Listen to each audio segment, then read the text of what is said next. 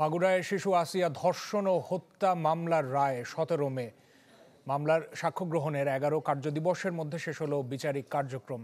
জেলা নারী ও শিশু নির্যাতন দমন ট্রাইব্যুনালে যুক্তিতর্ক উপস্থাপন শেষে রায়ের দিন ধার্য করেন আদালত।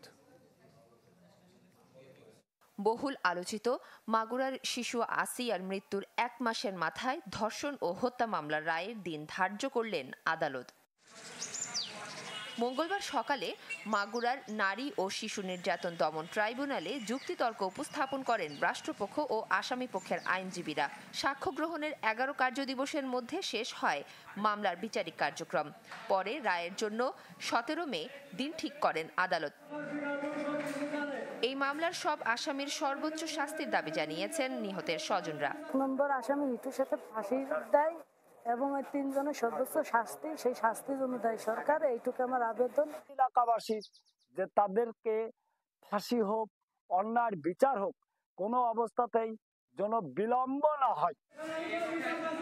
রাষ্ট্রপক্ষ বলছে আসামিদের বিরুদ্ধে সব অভিযোগ প্রমাণিত হয়েছে, তাই সর্বোচ্চ শাস্তির দাবি জানিয়েছেন আইনজীবীরাও। ইনশাআল্লাহ এই মামলায় প্রসিকিউশন ন্যায় বিচার পাবে এবং ন্যায় বিচারের মাধ্যমে আগামী দিনে একটা উদাহরণ সৃষ্টি হবে, যাতে করে কোনো শিশুর সাথে এই ধরনের ধর্ষণ বা হত্যা অপরাধ সংঘটিত না হয়। গেল 6 এপ্রিল 8 বছরের শিশু আসিয়া বোনের বাড়িতে বেড়াতে গিয়ে ধর্ষণের শিকার হয়। 7 দিন হাসপাতালে মৃত্যুর সাথে লড়াই করে হেরে যায় ছোট্ট শিশুটি। আসিয়ার মৃত্যু ঘিরে দেশ জুড়ে দাবি ওঠে অভিযুক্ত হিটু শেখের সর্বোচ্চ শাস্তির।